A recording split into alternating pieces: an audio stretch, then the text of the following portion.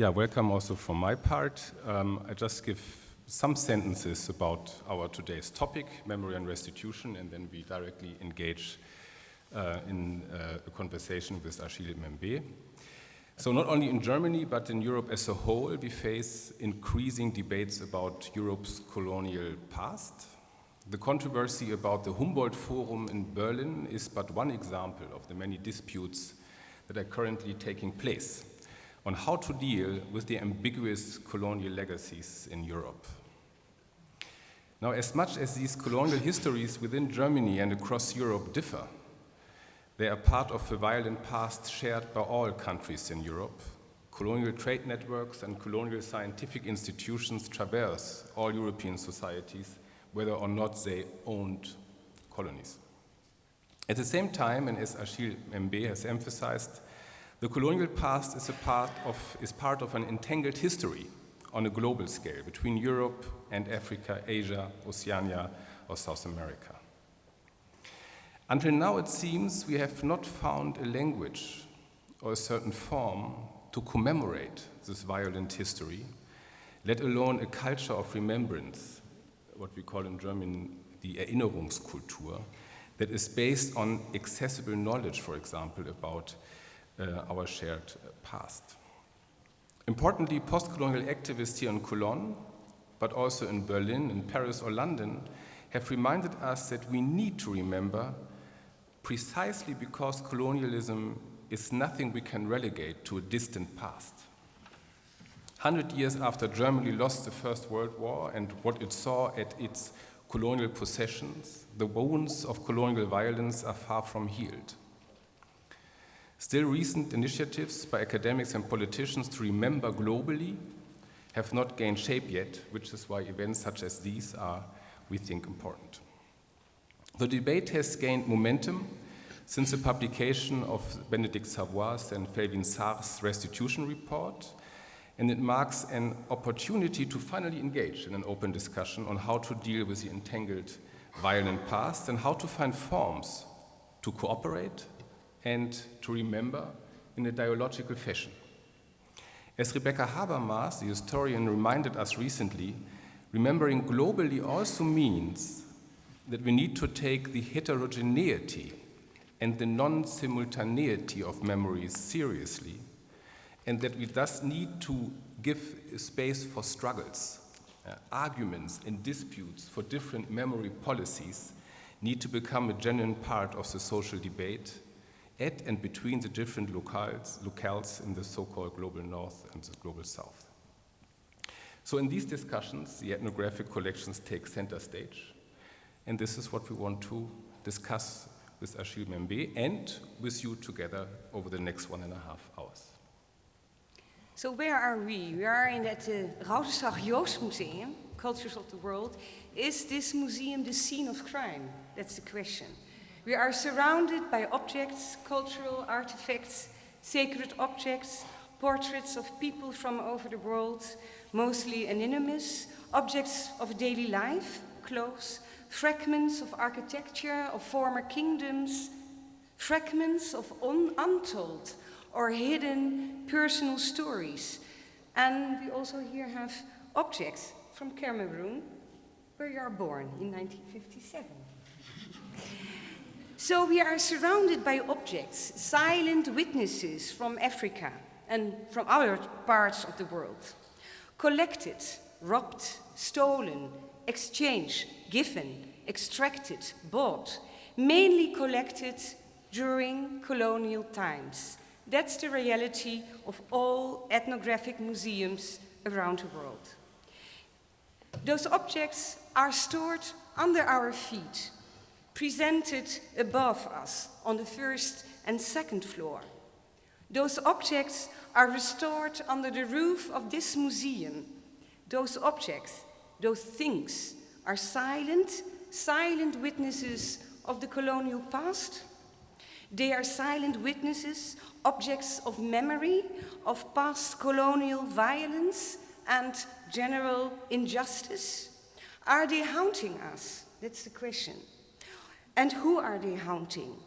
And why? This is what we are speaking about today in this discussion. The title of this museum discussion is memory restitution.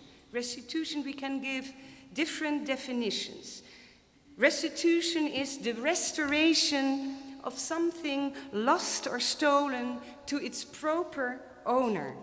Restitution is the act of giving back to a person something that was lost or stolen. Restitution is the act of paying them money, for example, for the injury and loss. Restitution as a kind of recompense. So, Achille, I would like to know, we would like to know, Martin and myself, what is your definition of restitution?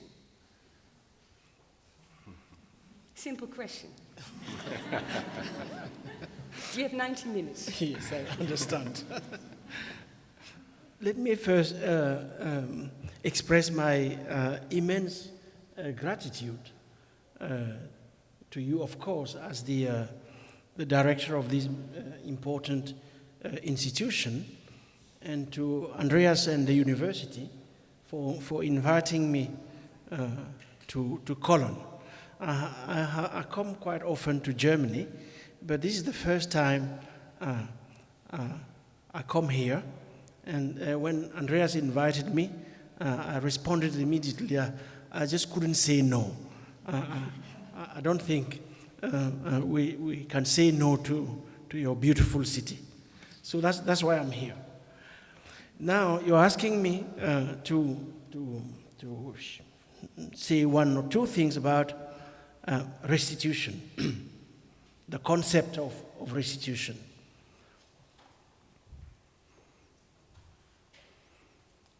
Let me just say that the concept of restitution has something to do with the act of loss.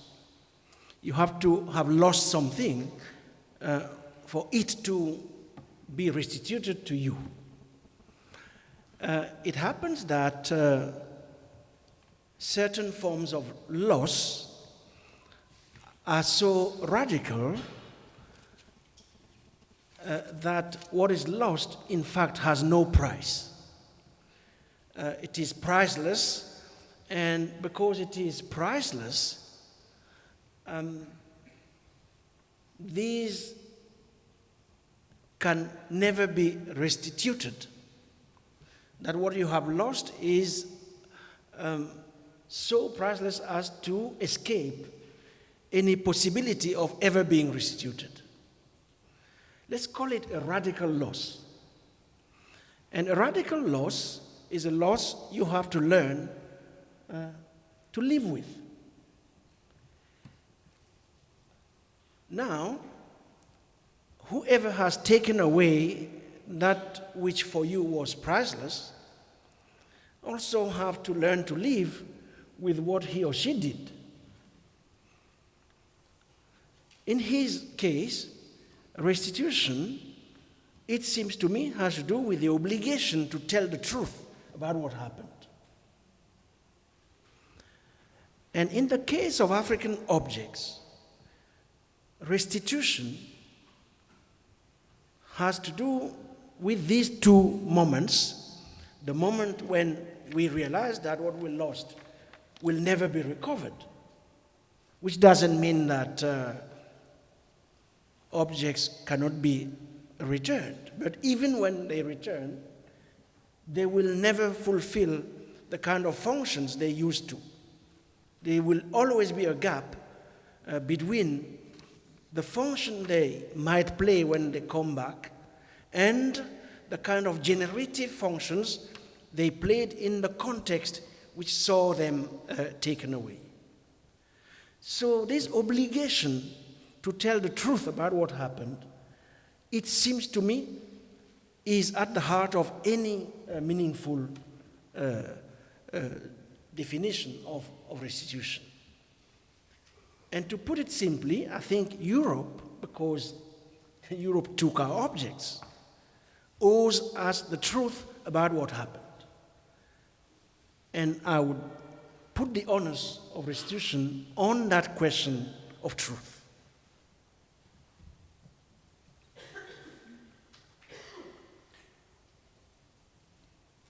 So You want more? Yes. Yeah, of course. We have 90 minutes. Yes. Oh, I will give more later. So one thing that puzzles many people, I think, here in Europe and in Germany, or everywhere, what has been actually figured quite large in the discussion is what happens when these objects, which are, cultural objects, priceless, as you say, also in this history of violent extraction, when these are returned under the register of legal claims, when these are returned in the regime of property law, when they turn into something you can claim for a certain group or for a certain person, and voices in France, as far as I can see, about the inalienability of these objects are quite audible within the debate. So the question is, what actually happens when we treat these artifacts in the restitution process, or we might treat them in the future, because actually it has not so much started perhaps yet, as property, as things to circulate and which might also enter marketplaces and create new sort of markets for these kind of objects.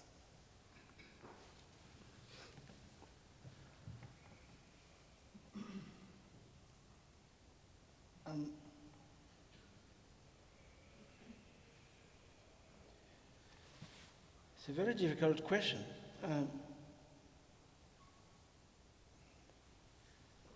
Let me try to take it from a different angle.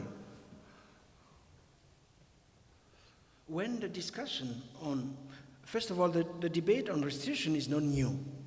I mean, it didn't start with President Macron going to Ouagadougou and publicizing the will of the French government to send back those objects. In fact, it started even before the end of colonialism. In the history of the African continent, it's a discussion that was put forward already by the Ethiopians in the aftermath of the invasion of their country and its ransacking by Mussolini's troops. When the Italian fascists went to Ethiopia, they took away all kinds of very precious objects, including books, because Ethiopia historically had produced one of the richest written literatures the continent knows about. So the Ethiopian libraries, for instance, were pillaged both by the Italians and later on by the English, and some of those libraries are nowadays in London. So the Italian fascists also took away, among many other things, an obelisk, which was then erected in a major place in Rome. So the Ethiopian government somewhat launched the movement for the restitution of those very important objects. The debate on restitution also took steam on the eve of decolonization, late 50s, 60s in general, because Africans believed that they could not become free in the absence of the culture that had allowed them to survive through centuries before colonialism, or to build a future in the absence of that past. So, for instance, the Nigerians immediately in 1960 launched a petition so that the bronzes of Ife be returned to them. So it's not a new debate. But whenever it had been raised, there have been a number of objections put to Africans. One was the juridical objection, according to which these objects were inalienable. They belonged to Western nations, and by law, it was impossible to open the door for the possibility of restitution because they were non-restituable. Law guaranteed that they were the property of Western nation states, and they couldn't even be contemplated the possibility of restituting them couldn't be contemplated. The other kind of objection had to do with the fact that Africans were supposed to not have proper institutions to take care of these objects, which is a bit bizarre because, I mean, you fabricate the objects. All along, it's not as if we started making those objects recently. We have always made them. We have always taken care of them in many different ways, maybe not in a museum, because they were part of everyday life. They were not, there were very specific places where they could be housed. These places were not called museums as such.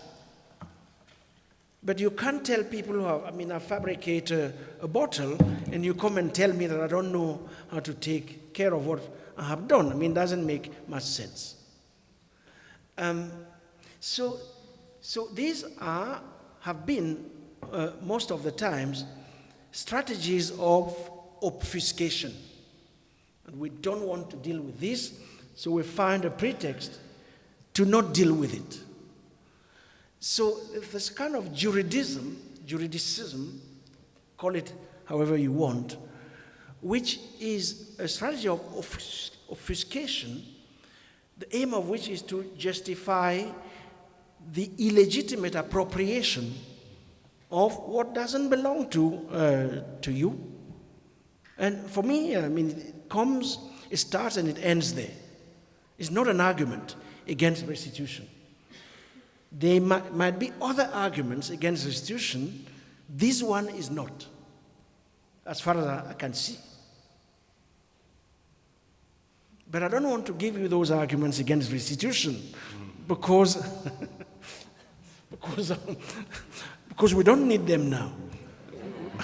We might need them at some other point, but we don't need them right now. Right now, we need to deal with the question of restitution and its many meanings. Restitution, I understand it as a step, a necessary step to reopen the field of relations. Restitution not at all as separation, restitution as a precondition to invent something new, to learn how to remember in common. And that project of remembering in common, I think, is absolutely necessary, especially in these times of ours. So that's how I would respond to the important question you are asking. But when you say remembering in common, do you think that remembering in common is actually, at this moment, are we doing this? Or is sometimes I have the impression or the feeling that this restitution debate is becoming again a very European debate. So when we speak about dialogue or remembering in common, what is the part of Africa in this debate? Also here, yeah, okay, you are here in the middle. I'm here. But that is already a big step. But what do you think of this because I have sometimes the feeling that this debate is particularly happening here in Europe and at a very different level in Africa. Could you say something about this? Okay. remembering in common, because we do have a huge part of our histories that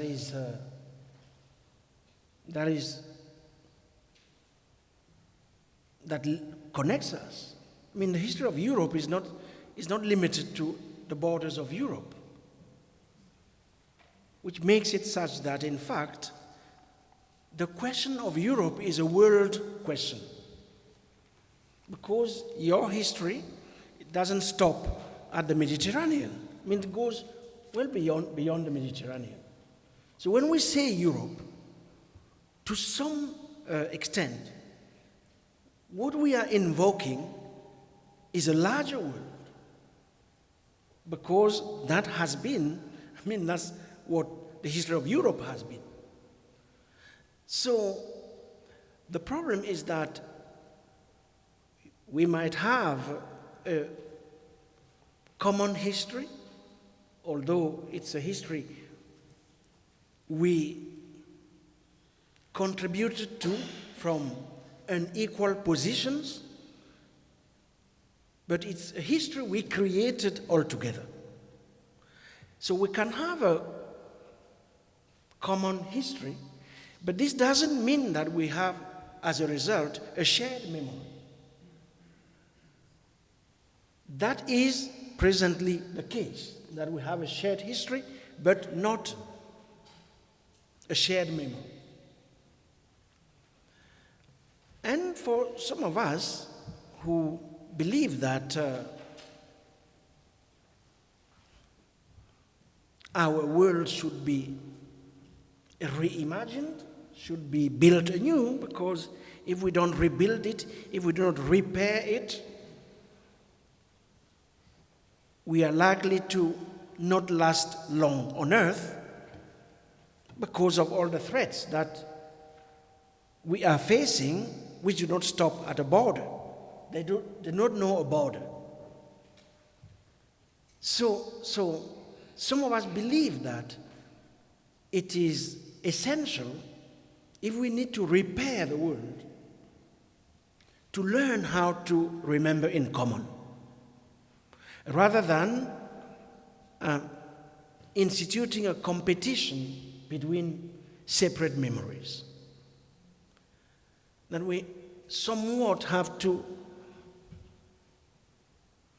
think of ways in which humanity can remember itself through the achievements, but also through the sufferings of its different parts or its different members.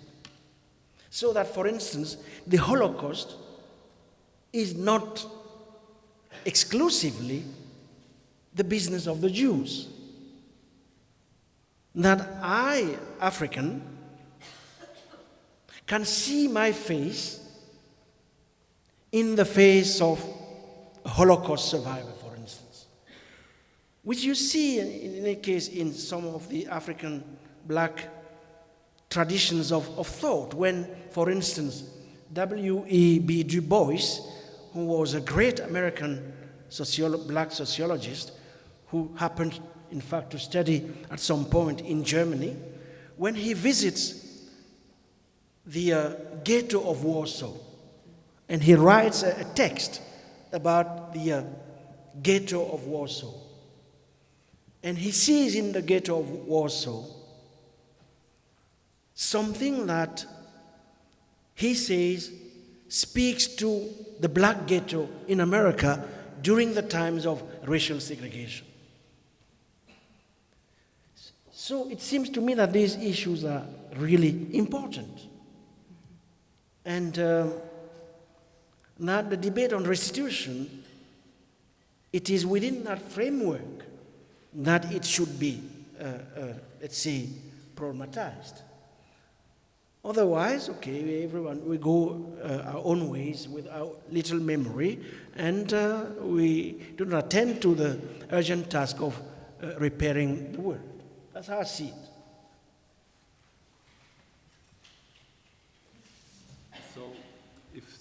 So how can we, So how can we think of restitution as helping us to create this shared memory? I mean, I think in your interventions, you time and again warned us and warned publicly that the restitution of objects goes along with an increasing exclusion of people at our borders.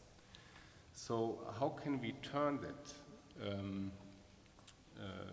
the vision of a restitution as a means to create a shared memory across borders, that sort of, how can we make this work? When on the other hand, actually restitution is negotiated between nation states, which are very sort of conscious of sovereignty, borders, exclusion. So how do we sort of break a path through this kind of process we have ahead?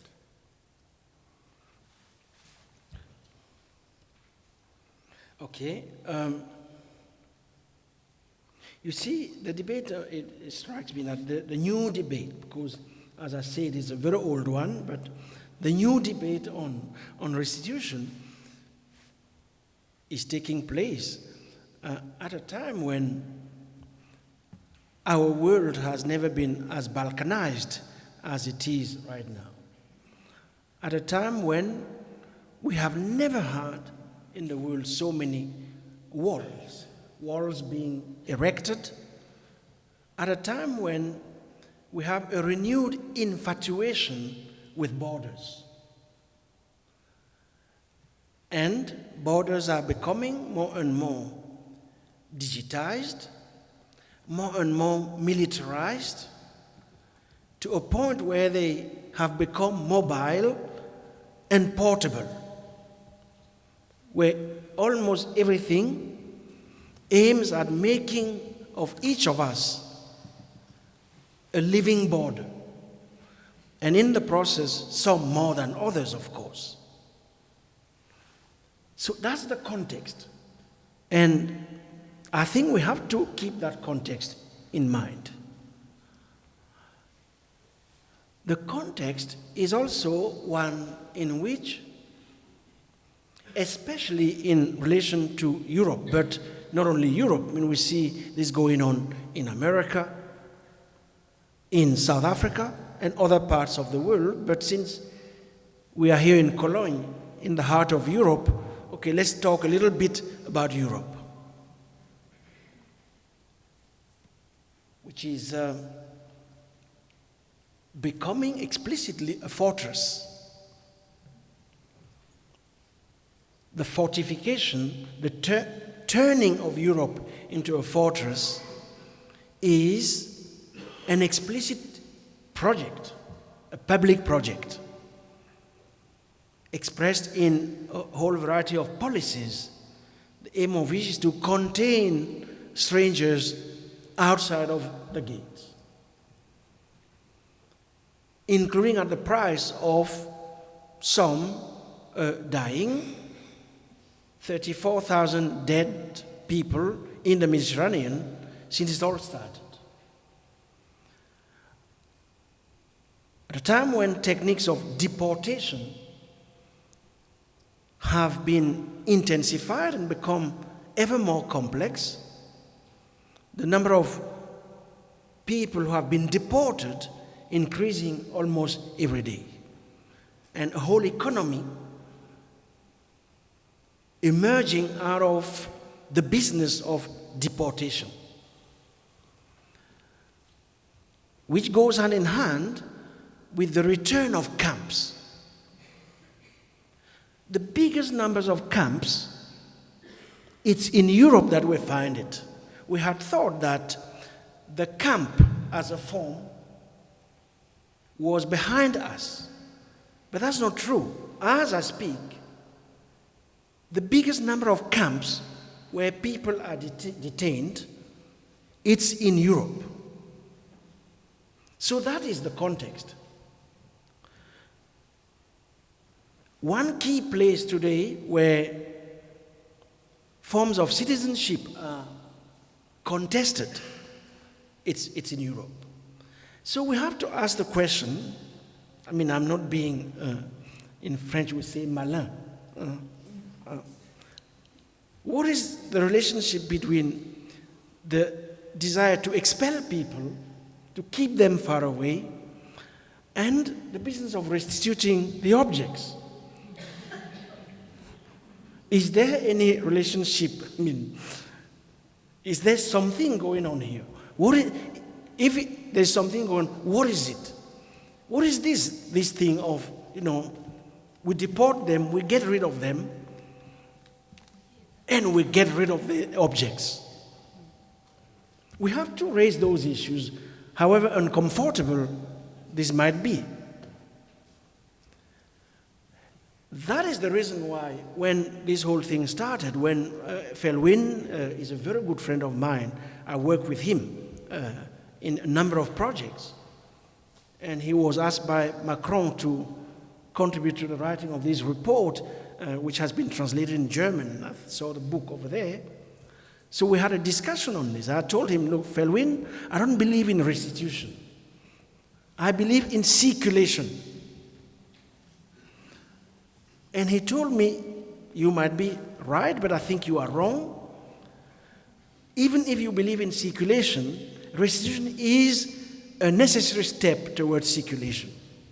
Because you can only set in circulation what belongs to you. You have to solve this question of, to whom do these objects belong?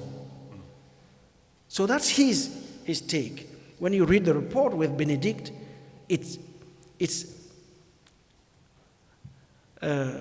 cornerstone is to respond to the question, who are the legal owners of these objects? Who? It doesn't foreclose circulation. But I was telling you, in an ideal world, but we don't live in an ideal world, unfortunately, although we have to aspire to it. In an ideal world, we should be able to identify a set of objects in which we recognize the best of what the human race has created. That when we see it, we recognize our own face. We hear our own voice in common. And such objects would be granted a right almost nobody has on earth. The right for free circulation. We would invent, following or expanding Immanuel Kant's dream of a cosmopolitan world, we would institute an entirely new form of right, which is the right, fundamental right for radical mobility. A right granted to the best of human creation. So such objects would be exposed, exhibited in your museum today, next year in Dakar, the year after in Jakarta, without any fee to pay for. A different imagination of the world as belonging to all of us, to all those who inhabit it. So it would be something like that. Look, I have these long answers. I should bring them, give you short answers. But the idea is, in this first set of interventions, to open up the question of restitution beyond just taking objects here and sending them back to Nigeria, or it's to go into the deeper meanings of what this might be, and the chance this offers us to think of entirely different configurations of our being in common. But in that case, do we speak about material objects, or do we actually speaking about stories and memory? Is the object in this, in your idea, not just an envelope of all this? That's my question. What is the meaning of the object in this? Will you Do you suggest a circulation of objects, or do you suggest a circulation of memory, global stories? An object in the African context, in African systems of thought, pre-colonial systems of thought, an object was never just an object. Never. I mean, it wasn't just an object. Of course, you could see a minkisi. It had a form.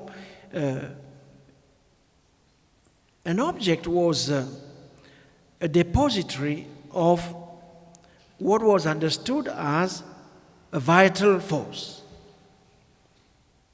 It was also the repository of all kinds of energies. Some of them destructive, but most of them aimed at nurturing the reserves of life, potentialities. So the stories that were attached to them were stories about potentialities, about what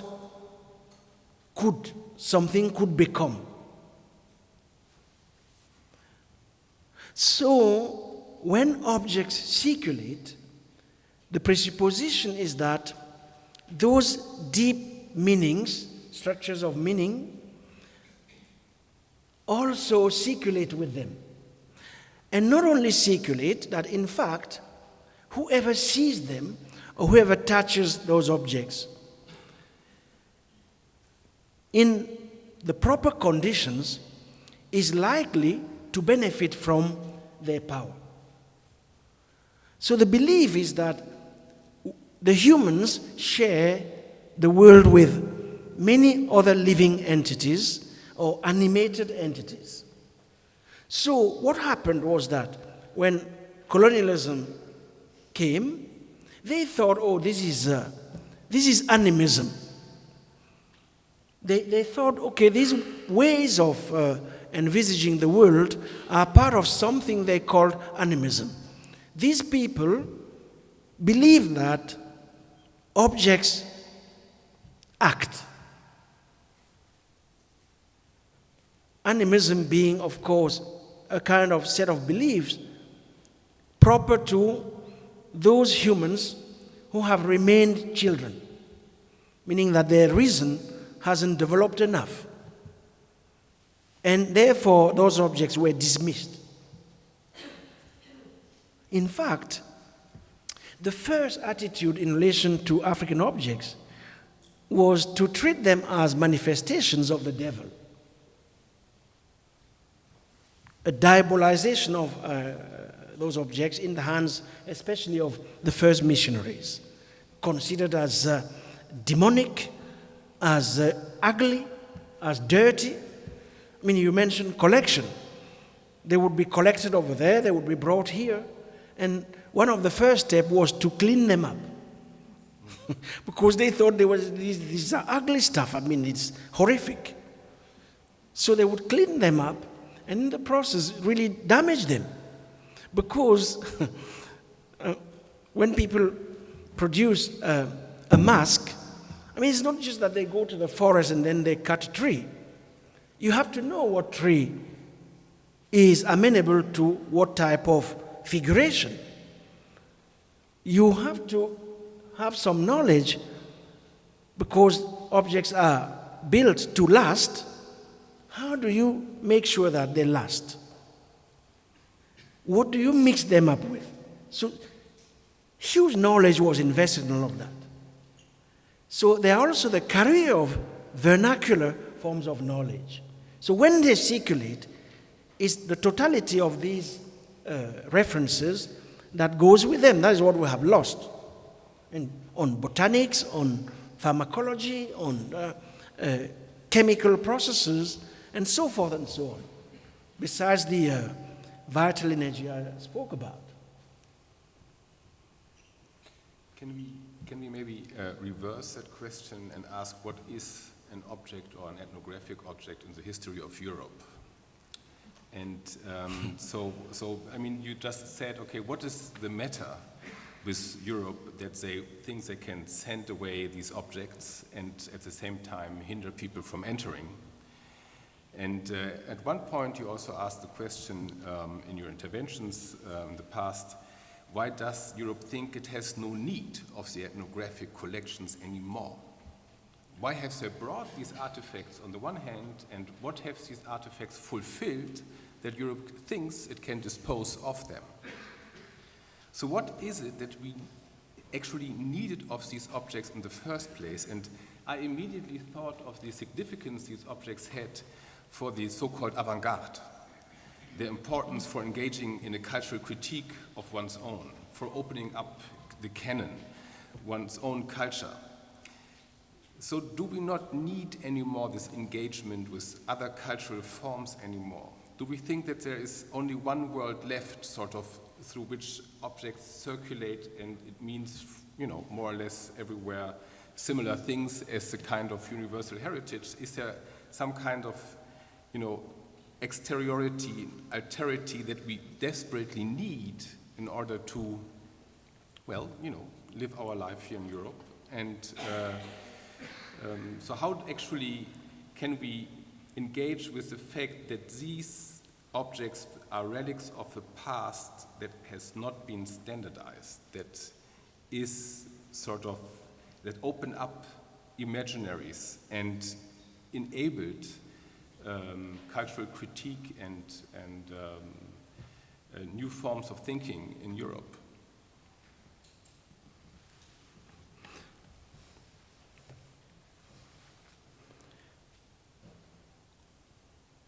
Let's say that there were many different historical phases.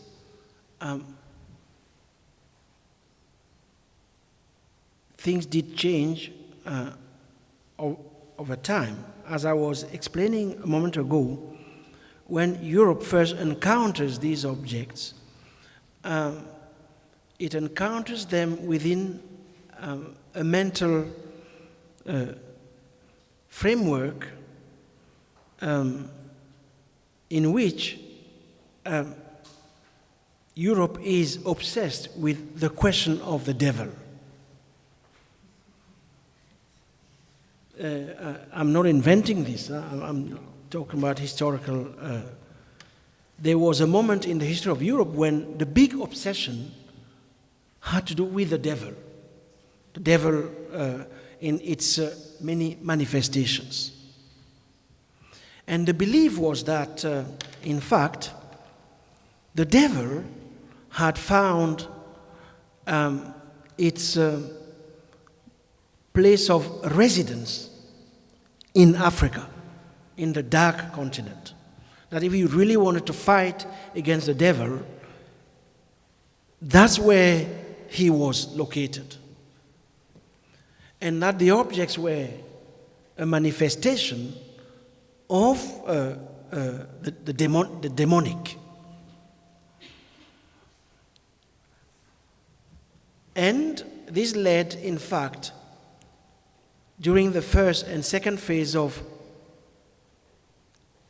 the history of missionary endeavors in the continent, to massive destruction of African objects. The first historical relationship with African objects was one of antagonism and massive destructions. It was not at all anything else. Then, and this went on for a long time, and by the beginning of the 20th century, in the 1920s in particular, meaning after the First World War, the First World War was the first conflict at the heart of Europe when war was technicized. And a number of European authors have written about this, especially German thinkers. Ernst Jünger, for instance, Jewish thinkers such as Franz Rosenzweig, who wrote his The Star of Redemption in the trenches. The First World War was a cataclysmic moment when Europe realized that it was capable of the worst forms of barbarism. Barbarism not only against non-Europeans, but barbarism in its own midst. And this created a huge crisis for the European mind, which is spoken about later on by the likes of Husserl, La crise des sciences européennes. This question of crisis, the concept of crisis, if we are to believe Koselleck and the others, originates somewhat, if we put aside its inauguration in Greece, it finds its utmost form of expression in the aftermath of this cataclysmic event. And then it goes on to culminate with the Holocaust in 39-45. So Europe is engulfed in a crisis about itself, its meanings, its name, the promise of which it is the expression of in those years. And that's when the avant-garde comes in the 20s. They are looking for something they believe Europe has forgotten. The idea is that Europe is in crisis, existential, because it has forgotten something fundamental. It has forgotten about what it means to be human and what it means to create forms and objects which are the expression of a radical imaginary. The radical imaginary being, of course, the imaginary of freedom, what it means to be free. So the avant-garde finds in African objects one way in which this promise of radical freedom had continued to express itself, to live in the lives of people we thought they were the children of history. So that's when you see the beginning of massive operations of collection. They go and they collect the objects and they bring them here. Historically, that's the climax of the collection enterprise. And the attempt at harnessing that creativity in the production of new forms of modernity which contest the bourgeois paradigms that are existing. So when I say we have to do that history, it's a history of ideas, political, cultural history. So now when we say that we restitute objects, does it mean that the work of self-criticism has finished? The function those objects were supposed to fulfill in our midst, have they been fulfilled? We have to make an assessment. Or is there still a place for a critique of Europe that is generated from its encounter with what it believes it has lost? What is the place of the foreigner in our midst? That's what it means. That is what restitution has to force us to confront. Have we finished with the foreigner? Or is it still a place for the foreigner in our midst? When I say the foreigner, I mean, of course, human beings and their objects. So that's the way of problematizing restitution I think we have to address, if we are serious about it. I would like to go back to the museum, because we are in a museum. Yes. And Understand. You said before, at the very beginning of your talk, that restitution means the obligation to tell the truth. Yes. And it's about remembering in common. So what is the role of the museum? And when we think, for example, of the Truth and Reconciliation Commission in South Africa, which is the commission as a necessary exercise to enable people to come to terms with their past on a morally accepted basis and to advance the cause of reconciliation. Could that be also the role of museums? What could you give as a role? What is for you the role today of an ethnographic museum? Could we play a role in this? Okay, so you see, as you are speaking, you gave me a great idea. I mean, using your Truth and Reconciliation Commission in South Africa, ethnographic museums in Europe need a Truth and Reconciliation Commission. Let's just put it like that. I think the time is ripe for such a procedure in relation to the ethnographic museums. That is the first idea. The second idea, to follow up with your reference to South Africa, is that the Truth and Reconciliation Commission, its main task was not to apportion blame, although blame is part of what is needed in all procedures of finding who is responsible for what.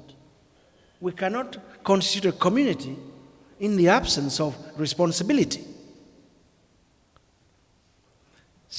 But the main function of the Truth and Reconciliation Commission was to create the conditions for justice. So truth without justice is limited. The purpose of truth is to achieve justice. Truth and justice as preconditions to free everybody. To free everybody so that new relations can be experimented with. So it seems to me that we have to reinterrogate the institution of the museum along those lines. And reinvent, if that is the purpose, the museum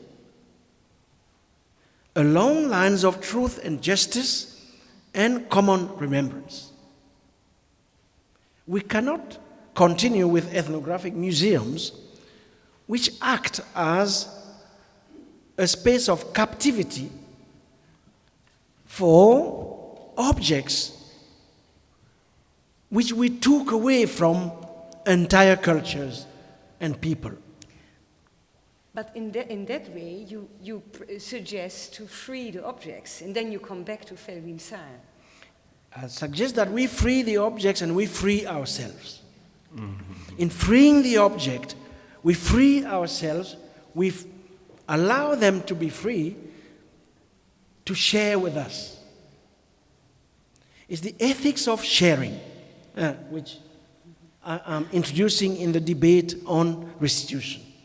Because only free people can share.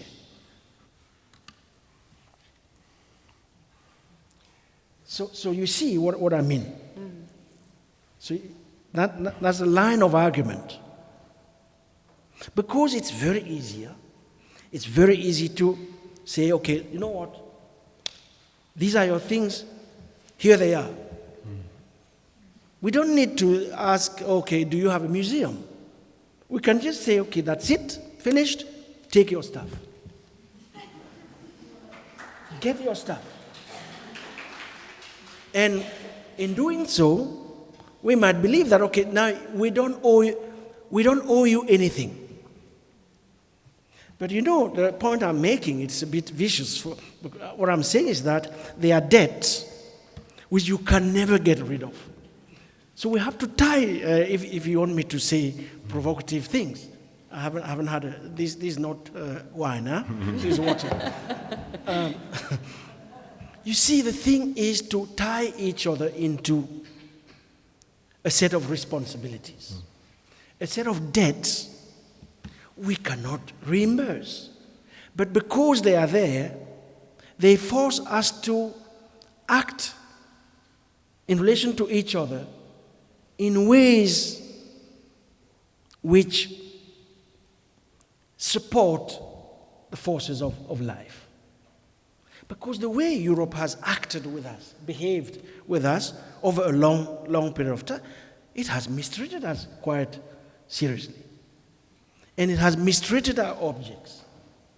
So the point is, how do we make sure that you don't treat us in the way you have over such a long time, so that we can all get involved in the business of, I keep going back to that, of repairing our world and sharing it.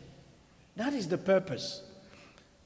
It requires a serious reactivation of some form or the other of a planetary consciousness. Planetary consciousness, as opposed to what we are witnessing everywhere, a return to terrible forms of ethno-nationalism. So that's the political edge in the debate on objects. I think it's a good point actually to open the debate maybe to the public.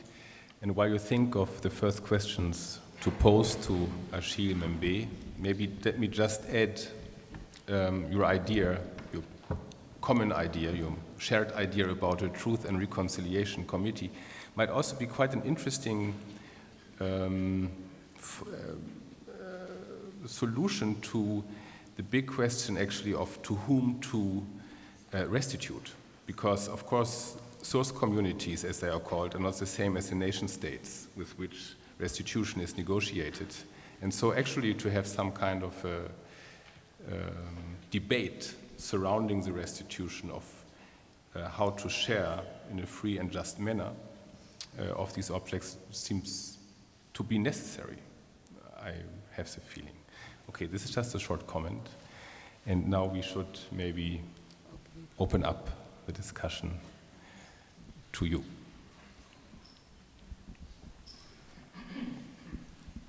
Thank you very much. My name is Birgit Ellinghaus, and I'm working mainly in musics of the world. So I would like to thank you very much for all the aspects you have mentioned, but I would like to shift a little bit your view into what we call the intangible heritage, because coming from the field of music, and working with a lot of African musicians and Asian musicians, Latin American musicians, I know that they carry along a lot of aspects of history. And even if these musics are leaving the territory, there are a lot of points for creating somewhere else what you call shared heritage, shared memory. And I would like to ask you if you feel the need between the debate on objects to have a larger view on the complex field of heritage, which includes especially the intangible cultural heritage. Yes, no, I agree with you. In fact, that's the direction to go, because we have to develop a broader understanding of objects. It's not just the material objects, it's also the intangible objects. It's, as you yourself put it, I mean, it's musical traditions, for instance.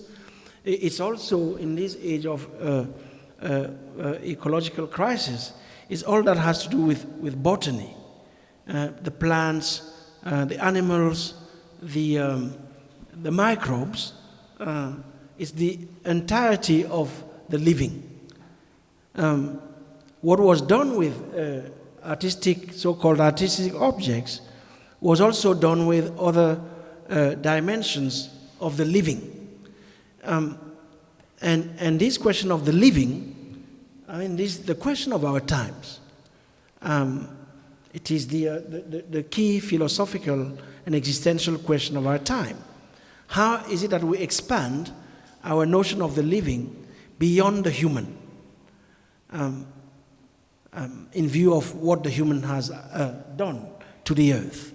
So those ecological dimensions have to be brought in and bear onto all the panoply of human creativity. What do we do, for instance, with images? Because there are lots of images of those places in the archives of Europe. How do we share the archive? The archive that has been constituted at times through violent means, but which nevertheless is not just the archive of Europe, it's the archive of the world. So how do we go back to re-engineer concepts such as these in response to challenges which are planetary? So you're absolutely right.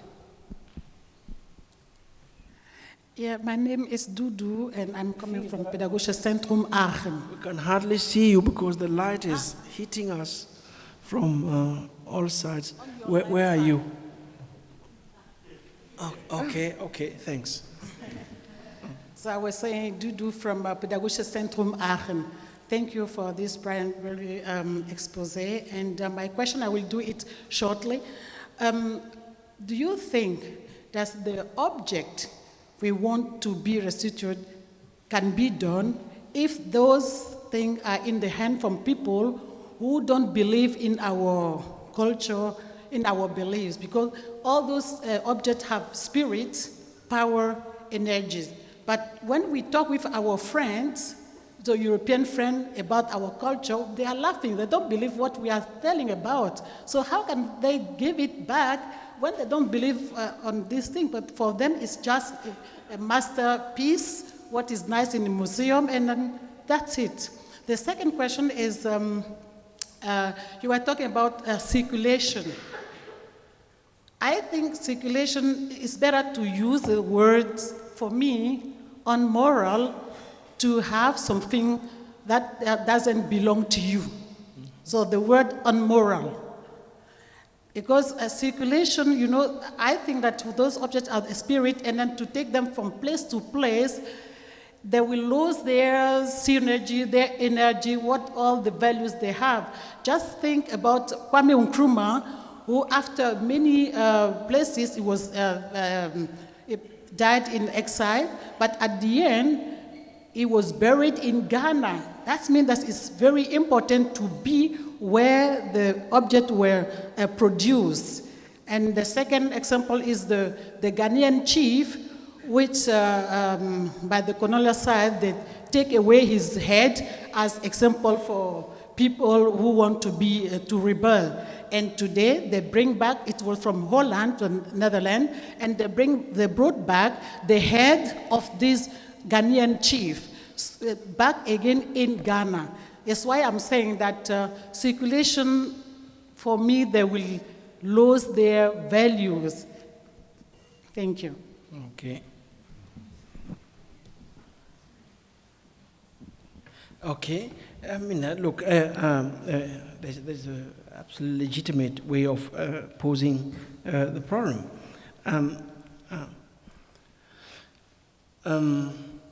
You see, let me just add this.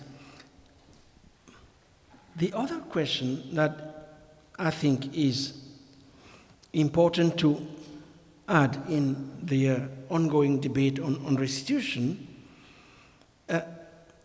has to do with the, let me put it this way, the introduction, for instance, of the study of African art forms in our educational curriculum. You see, the French have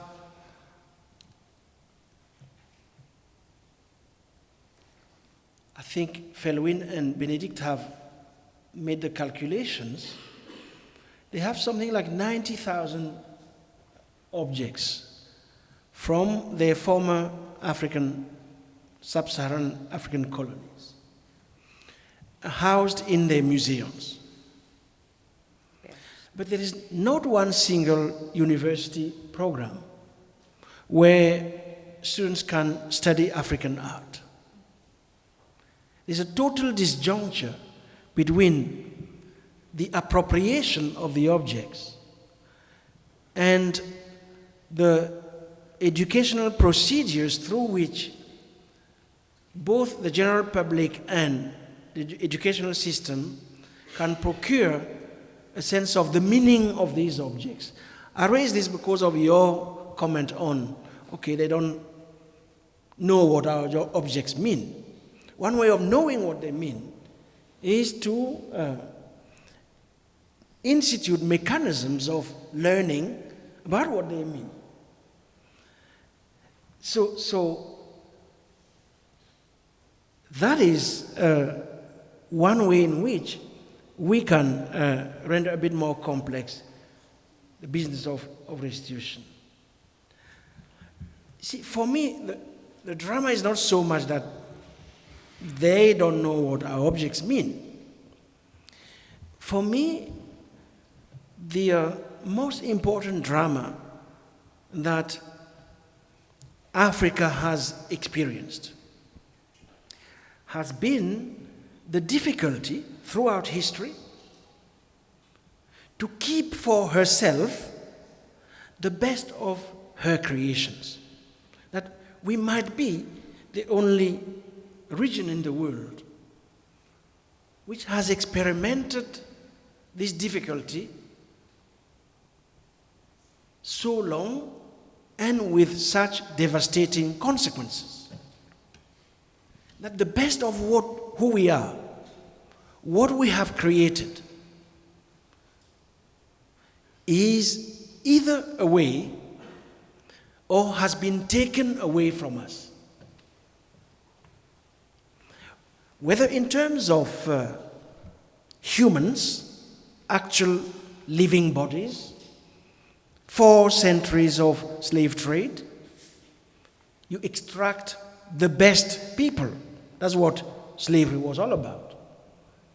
I mean, you go there, you look for the most healthy, the strongest, the ones that are likely to not only work, but reproduce. And so you cream off the best.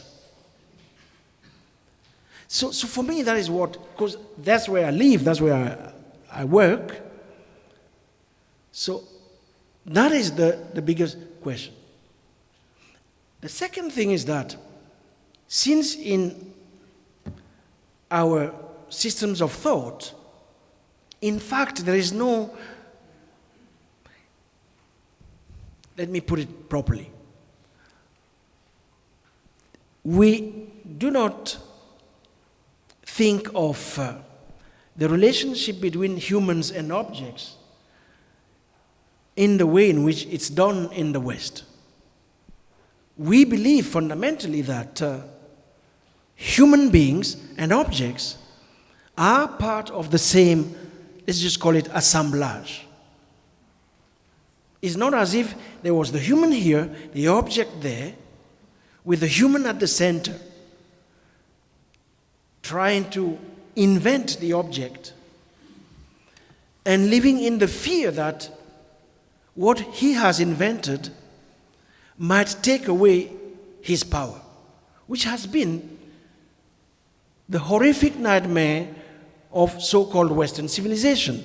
When you read Western critical thought on technology, from Heidegger to nowadays, that is what it is. Where is the border between the human and the object? And how we police that border? The belief being that a human is not an object, and a human should not be turned into an object, which is, Marx, the whole business on alienation, that is what it is. That we cannot treat humans as objects. All Western theories of emancipation rest on that clear division. But elsewhere is not exactly the case. The point is that there is a community of living entities of which human beings are part of, but also animals, but also the organic world. And the business of history and life is to redistribute as equally as possible the potentialities and agency between all these entities. It's very different. So, all these ways of seeing, it seems to me are really important for a critique of these times of ours, which are characterized by the hyper-technologization of society and the hyper-materialization, hyper-materialism that comes with it, especially at a time when you look around, there's no human without his or her extension into objects, which act as our prosthesis more and more. So a critique of African objects is absolutely important for imagining a different way of living in the age of carbonification of the earth, if you want to put it like that. So your question of meaning, that's how I understand it. Now, as far as circulation is concerned, I told you, I mean, it's a utopia, of course. But we need good utopias. There are so many terrible utopias around. Maybe we might help in correcting a little bit things and in injecting in our life things which allow us to imagine a different form of relation and of being. So I think there are more questions over there. Yeah, thank you so much for your talk, and especially this remembrance of the First World War and our feeling of loss. But I have one question, because we're in Cologne, and Cologne, of course, means colony. So the question how to decolonize the collection, the museum, also is a very concrete question. Because when the Europeans conquered 90% of the territories of the earth, they left 70% of the borders of the earth. So 70% of the borders of the earth are still colonial or post-colonial, written by the colonists. And if you look in the museum, in the collections, you find labels where these things are from, or from which people. And all these labels are not states, they're not nation states, they're not post-colonial states, but they're tiny populations who lived at the borders of states, colonial colonies, and against the state.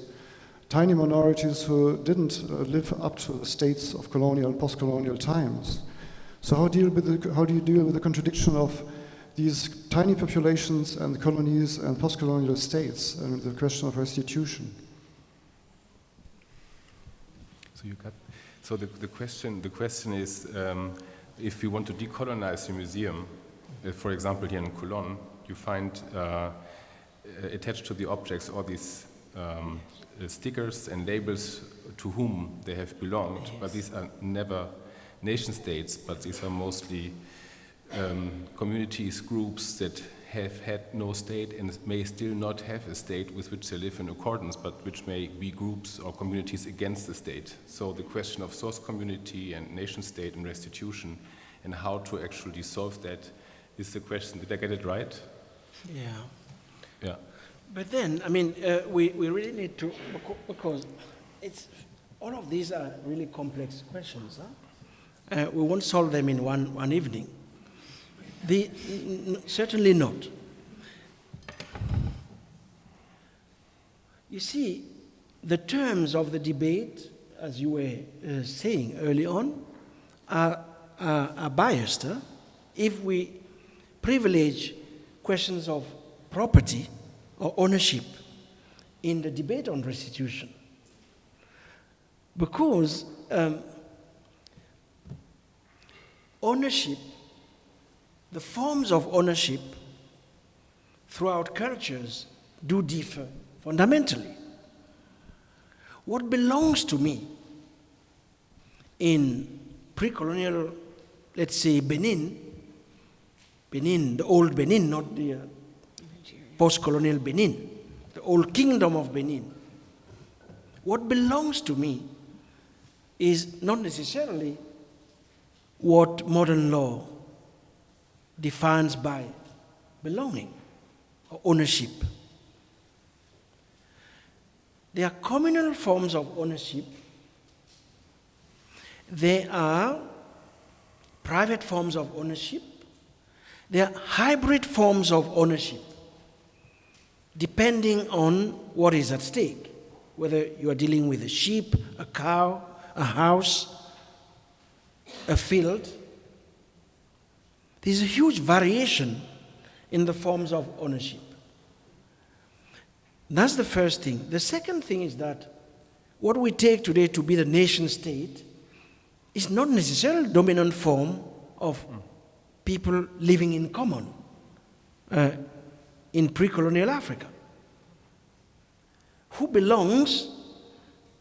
There's a palette of forms of belonging which are not reducible to national citizenship. For instance,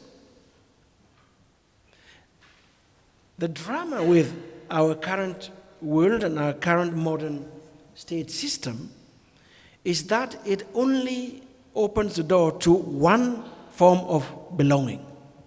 You have to be a citizen, or they privilege one mode of belonging. In pre-colonial Africa, there are multiple modes of belonging. These are societies in which you can belong in many different ways possible.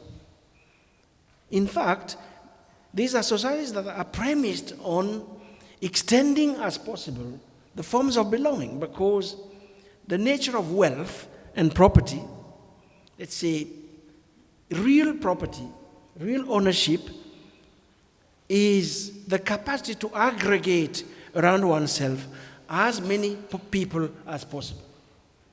That wealth in people is the key constituting foundation of a good society. But now when we reduce the debate on restitution to one model of ownership, which is coming from the Roman tradition, we skew the discussion completely. We think in terms of, okay, this object, who does it? It belongs to the dweller, because of course there's a piece of paper, because it was collected in that region. That's not the end of the story. So what I'm saying is that, in fact, what this discussion on restitution forces us to do is also to revisit the categories. And some key categories, such as property, ownership, and so forth and so on. I mean, some objects didn't belong to anybody. They belonged, if you want, they were public objects. Located somewhere, you could go there and then stand and spend some time either giving sacrifices to them or what they represented, whom they represented. But they didn't belong to anybody. The other thing is that, in fact, I mean, objects were, some of them had a lifetime, meaning that they could be decommissioned because they didn't fulfill their function any longer. You get rid of them and you bring in new ones. So they were not permanent. A different understanding of permanence and duration. So it's all of that has to be part of, let's say, a critique of the museum. The museum, what the museum does, the ethnographic museum, is that it eviscerates all of those questions. It leaves you with an object that could be anywhere, basically. Even when, in its attempt at historically contextualizing the objects, it mutilates them. The museum is an institution, the aim of which is to create borders. I'm sorry, I'm not after. I write it down. I'm not after your job. Don't use this to take away the job she has. Use it to reinvent the museum as, in this age of ours, a space of radical hospitality. As a space, an instrument to bring borders down. All the borders of the mind, the borders of ideas, of bodies. If the ethnographic museum in the West can become an institution of the sign of radical hospitality, then I think it will have achieved its function. It's the critical function. It will have been faithful to African objects.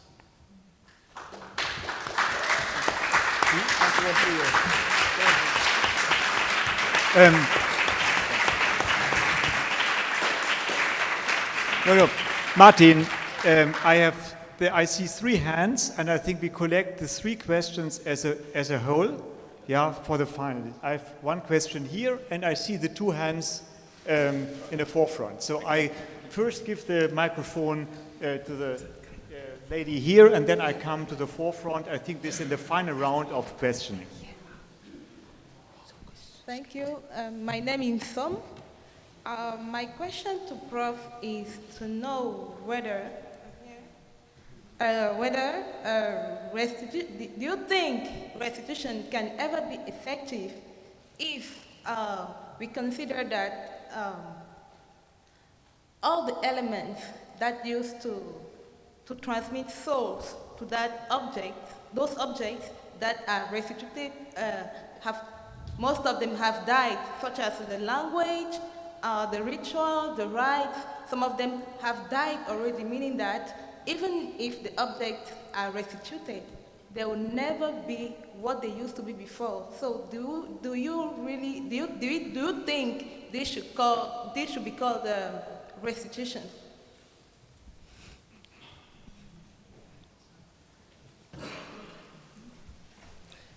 I thought that I had, what I said. Okay, sure. Yeah, okay, so here was 1 question. Okay. Good evening. The question I have is, now it works. The question I have addresses a conundrum I see, and it brings the discussion to a political and economic aspect. I'm sorry, you're looking against the, the light, I'm sorry. So the question I have, is this a pure act of kindness from Macron to finally be ready to discuss giving back objects, maybe? And also, to what has been said earlier, does Europe not need these objects anymore, and this is why we're ready to maybe give them back? And I question that, and I'm wondering whether there are not, as in many cases, economic reasons behind it, right? So, in actual fact, I don't know the date when the museum was built, but the Chinese government funded a museum that I think was built in Senegal. You will know better about this than I do. And only after this, Macron decided to enter this discussion about giving things back. So I'm wondering whether the whole discussion about reparation, as in entering in mutual discussion about the colonial past and present, and in the process of remembering globally, as you've called it, whether this has not always an economic layer under it, and whether through finally entering into a better relationship between Western and African countries and nation states, we're not entering in a new process of economical, maybe exploitation. Do you know what I mean? So I'm wondering what to do with this conundrum. Liberal thinking people, and I would call myself among them, we're thinking reparation is an important thing and it's good that it's finally happening, but what about this economic layer under it, and how to, would you think that this criticism holds? And then, in case you think it holds, how to deal with this conundrum? Thank you.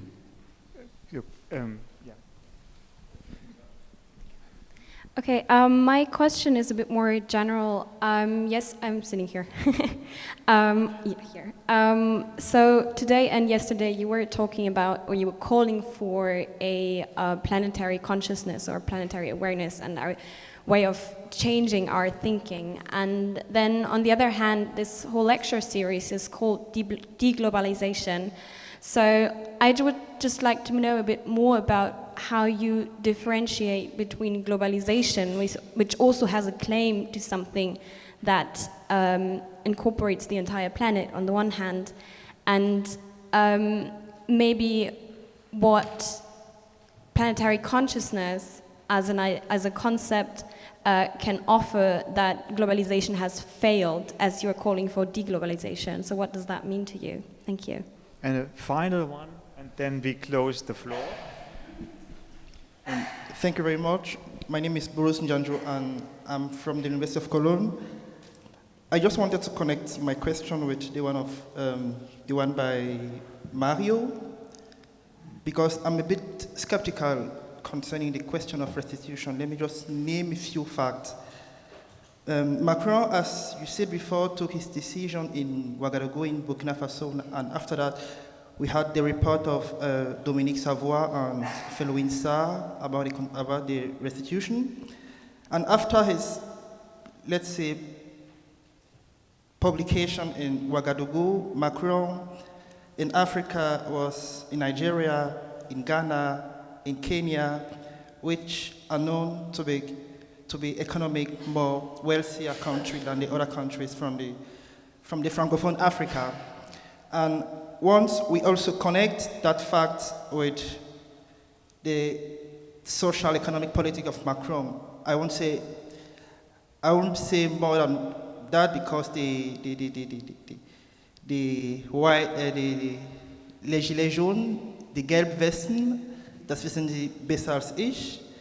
So once we connect those facts with the question of restitution, and once we also connect the fact that Emmanuel Macron is absolutely against the economic sovereignty of Africa. I'm talking about the question of the currency of almost 40 African Francophone countries who till today do have their currency produced in France, and Macron is against that economic sovereignty. Are we sure that the question of restitution is discussed within the frame of truth and justice and so on? Is it not at all a matter of economic, a matter of business? Thank you.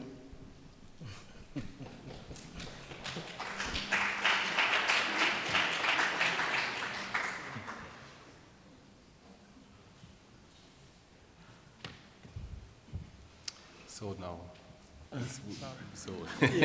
are you ready for taking the I will try. I will start with the last question.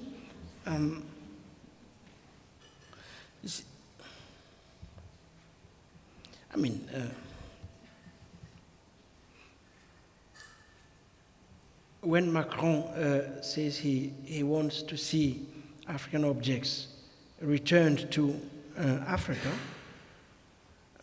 it's not an act of, it's not a benevolent act. It's not because he's nice with Africans. That's really not the issue. He's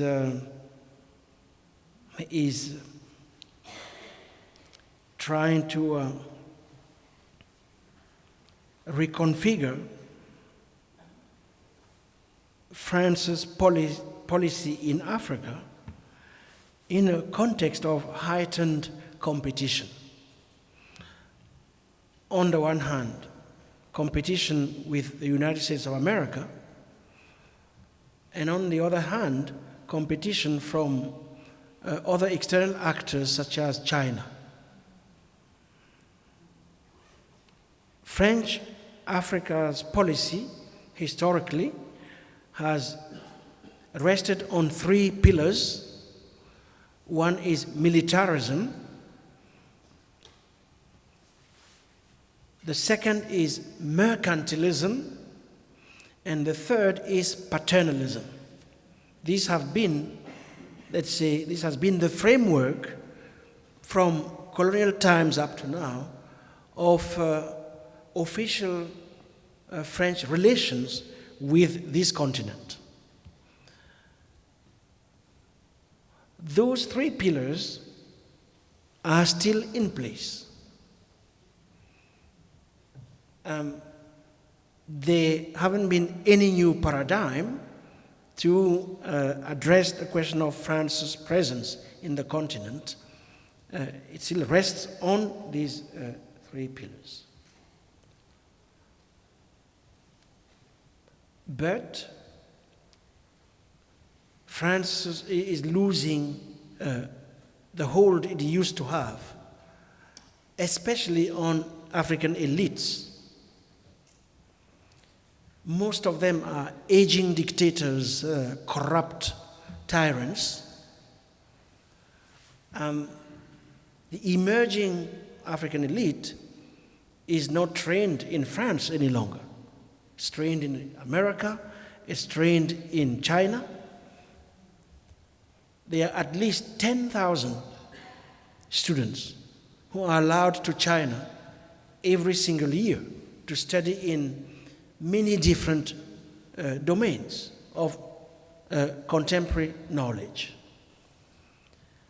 And China's calculation is to keep increasing these numbers in the next 25 years.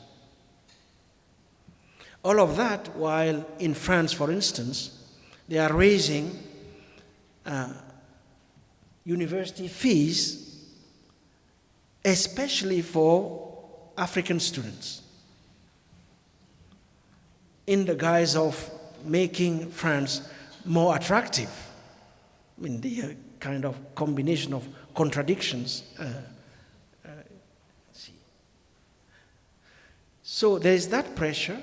There is also pressure coming from African societies.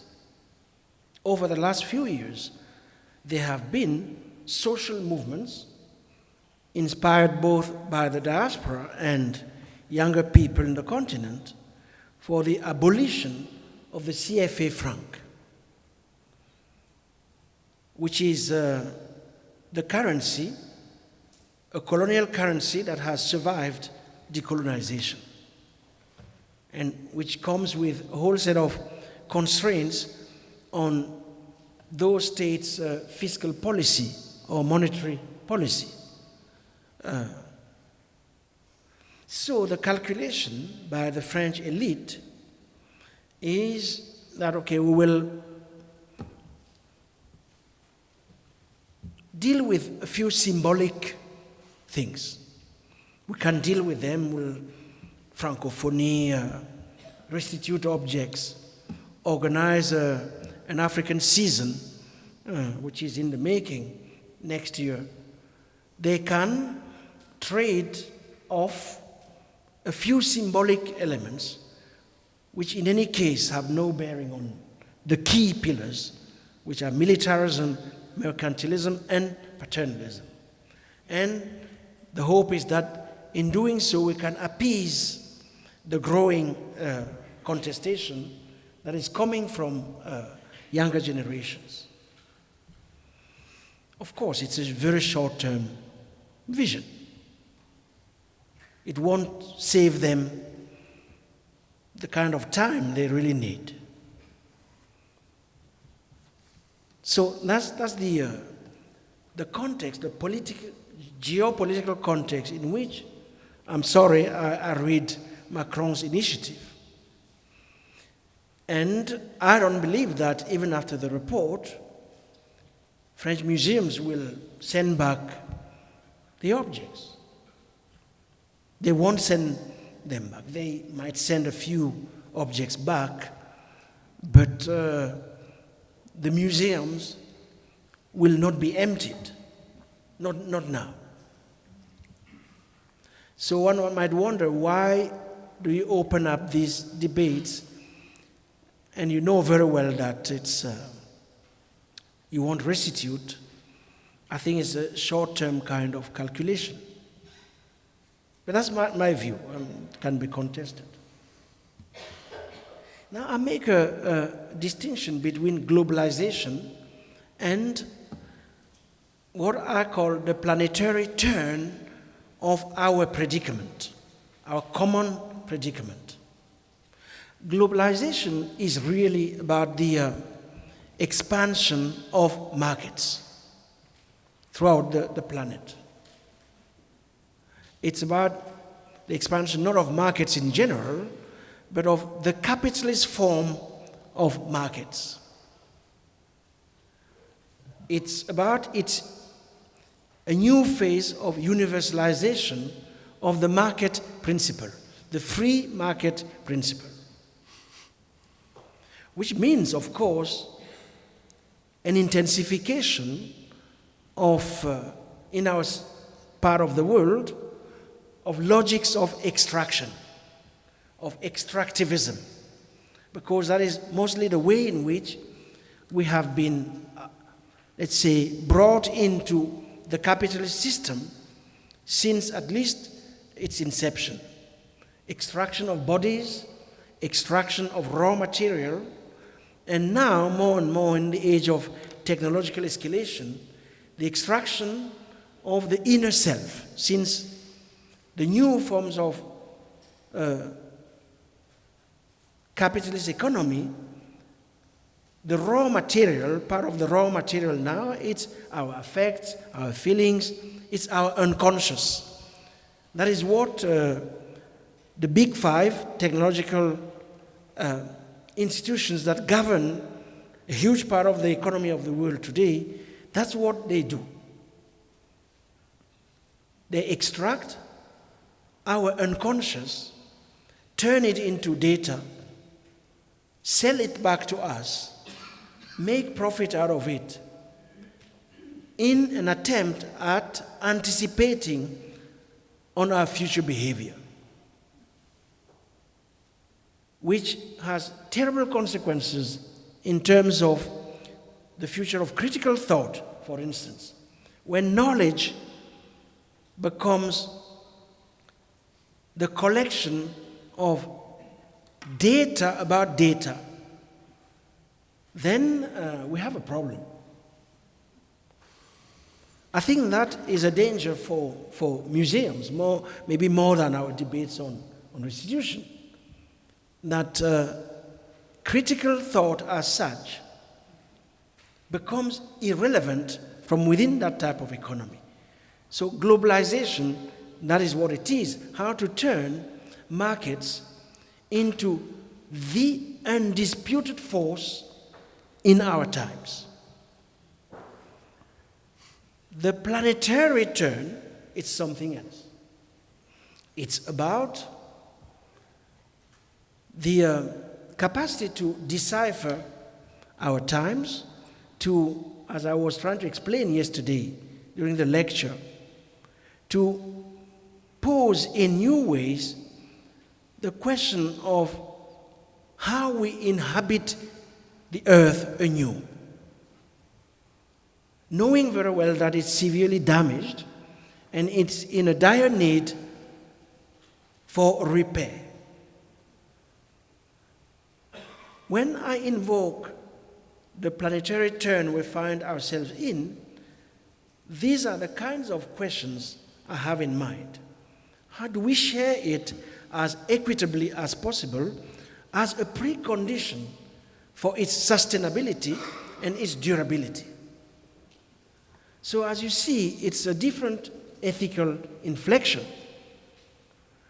It's an inflection not in favor of difference and identity, because I really believe that somewhere identity politics, which used to be, if you want, an emancipatory move or gesture, has been now captured by conservative forces which have turned it into the new opium of the masses, if you want. So it's an invocation of the common, or if you want, the in common, not of that which makes of me a separate being with my identity and so on and so on, but an invocation of what it is that I have in common with others, which makes of me, as Fanon used to say, I quote him, a man just like any other. So it's, that's how I understand the planetary. And the implications, political, intellectual, and ethical, are vast. You will have to re-invite us here to explore them. Now, what does it mean then in terms of the death of meaning, of the return of objects that, as you argue, have been hollowed out? It raises all terrible questions. And what is coming back? Let's suppose that there's a jubilee. The jubilee is the liberation, the return from captivity of African objects. That one day, they come back. I mean, with big planes, and then we go to the airport, we celebrate. Let's just imagine that day. And that the 90,000 objects in France are coming back today. So we have to then ask, what is coming back? How do we recognize what is coming back? To what extent has it been disfigured? How do we repair the visage of the objects? So that they be endowed once again with the vital energies they're left with, and irradiate that energy not only in the new environment, but leave a little bit of it in those places where they're kept in captivity. So that in Europe, you feel you miss them. Because I'm not sure that if they were to be expelled, deported today, just like the other humans, I'm not sure that you would miss them. So we know that restitution has happened when you miss those objects here. And you want to keep alive their memory in the West. And that's when we know that restitution has happened. Anything below that is pure deportation. Just as the migrants, the refugee seekers who are deported on an everyday basis and whose absence in our midst is not at all noticed. It's as if they were never here. So if you want, I'll leave it at that. If we talk about restitution, that is what it has to be. That you miss those objects because you have finally realized the constitutive role in the making of who you are and who you want to become in the planet. Now it's time to go for dinner.